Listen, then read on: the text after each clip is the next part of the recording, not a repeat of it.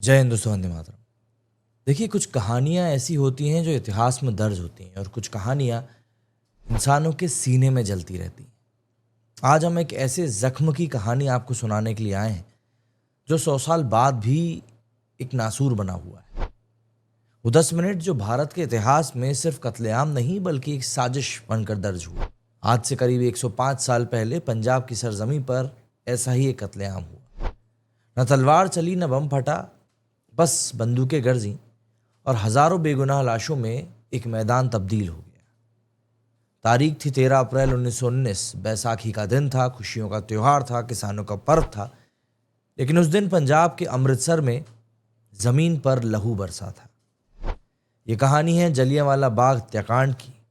वो 10 मिनट जो आज भी इतिहास की सबसे दर्दनाक चीख बनकर गूंजते हैं। बैसाखी का दिन था। लोग अपने अपने घरों से निकल रहे थे। कोई मंदिर जा रहा था, कोई मेला जा रहा था, तो कोई जलियांवाला बाग में नेताओं की एक शांतिपूर्ण सभा में शामिल होने। याद रखिएगा, ना कोई तलवार थी ना कोई नारा था।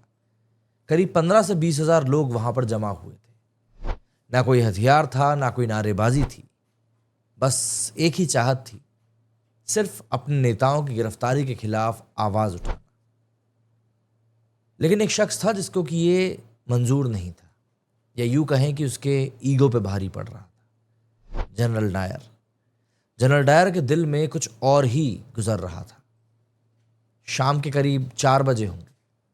ब्रिटिश ऑफिसर जनरल डायर वहां पर अपनी टुकड़ी के साथ पहुंचा। 90 सिपाही, राइफलें तैयार और दिलों में नफरत। बाग के एकमात्र रास्ते को भी ब्लॉक कर दिया गया और बिना किसी चेतावनी के शुरू हो गया मौत का तांडव। फायरिंग शुरू हो गई। 10 मिनट में 1650 गोलियां, हर तरफ लाशें, चीखें और खून से भीगा मैदान।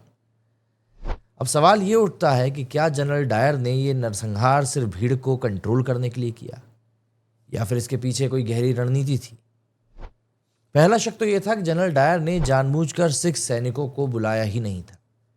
उसने गोरखा रेजिमेंट को भेजा, लेकिन सिख रेजिमेंट को इस पूरे पूरे कर्मकांड से अलग रखा।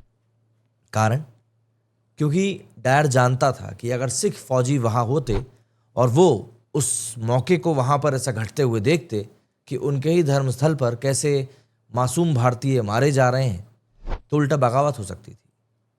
ब्रिटिश ऑफिसर्स को डर था कि सिख सैनिक अपनों पर गोलियां नहीं चलाएंगे। म्यूटिनी का भी डर था, 1857 के रिवॉल्ट जैसा। और यही कारण था कि ब्रिटिश एम्पायर अपने ही ट्रेंड इंडियन ट्रूप्स पर भरोसा नहीं कर पाया। खैर, इन सबसे अलग पहली गोली चली, फिर दूसरी चली, और उसके बाद गोलियों ने रुकने का नाम नहीं लिया। 10 मिनट तक गोलियां बिना रुके चली। करीब 1700 राउंड्स वहां पर फायर हुए। कोई भागा तो पीठ में गोली लगी, कोई दीवार में चिपक गया तो कोई कुएं में कूद गया जान बचाने के लिए। लेकिन जनरल डायर के सैनिक वहां भी नहीं रुके। कुएं में गिरते लोगों पर भी गोलियां बरसाई गई। वो माँ जो अपने बच्चे को छुपा रही थी, वो बच्चा जो पहली बार बाग में आया था, हर कोई सिर्फ एक ही वजह से मारा गया, क्योंकि वो वहां पर एक हिंदुस्तानी के तौर पर था।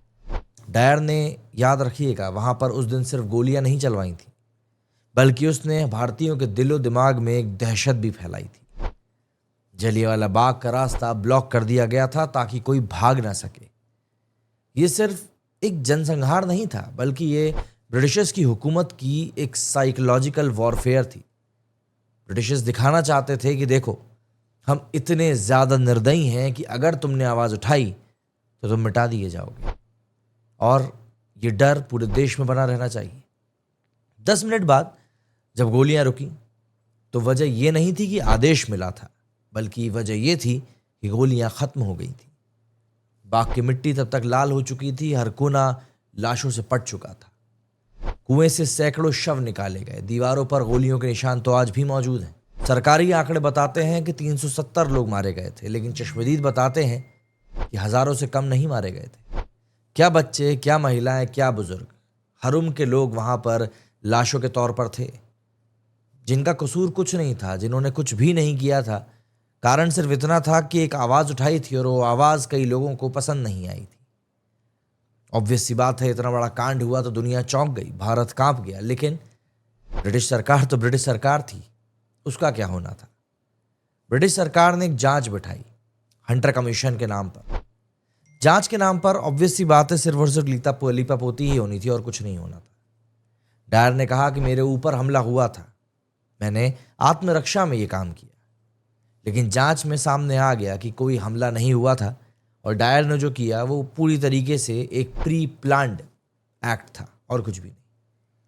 लेकिन इससे भी क्या ही हुआ, डायर को उसके बावजूद भी बेकसूर घोषित कर दिया गया क्योंकि ब्रिटिश क्राउन को डायर से नहीं बल्कि अपनी सत्ता से मोहब्बत थी। हकीकत तो यह है दोस्तों कि ये सब कुछ प्री प्लान था। ब्रिटिश को डर था कि अगर विरोध को रोका नहीं गया तो पूरे देश में एक बगावत उतर सकती है।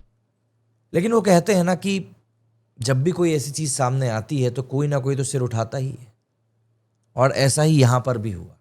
एक इंसान था जिसने ये सब कुछ अपनी आंखों के सामने देखा था, एक बच्चा जिसका दिल कांप गया था उस दिन।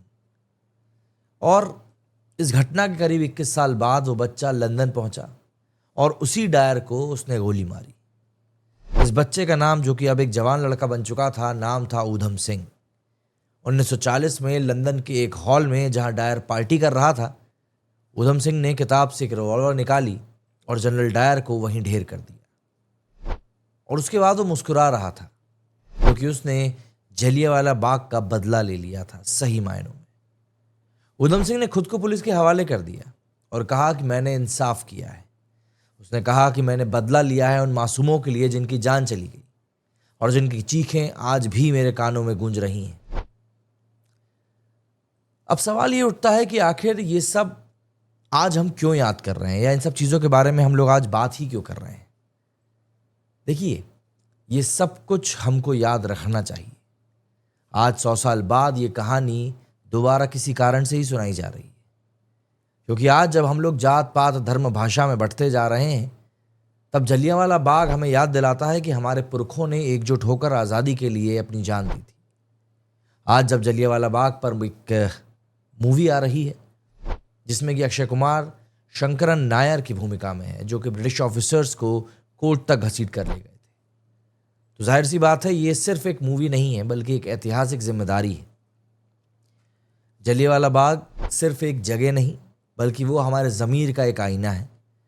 13 अप्रैल सिर्फ एक तारीख नहीं बल्कि ये एक तपती हुई याद है। हर 13 अप्रैल को ये हमें याद दिलाता है कि आज़ादी मुफ्त में नहीं मिली है, इसकी कीमत लहू में चुकाई गई है। हर गोली की आवाज़ आज भी इस देश की मिट्टी में गूंज रही है और हर भारतीय का फर्ज है कि वो इस इतिहास को जिंदा रखे। आज की तारीख में जब भी आप पेटीएम से चाय के लिए पैसा का पेमेंट करो, इंस्टा पे देशभक्ति की रील बनाओ, या फिर जब अगली बार आपके अंदर देशभक्ति की एक लौ जागे तो शोर मत मचाओ। बस याद रखना कि एक साथी और भी था जो इस देश के लिए चुपचाप कुर्बान हो गया। जय हिंद, जय भारत।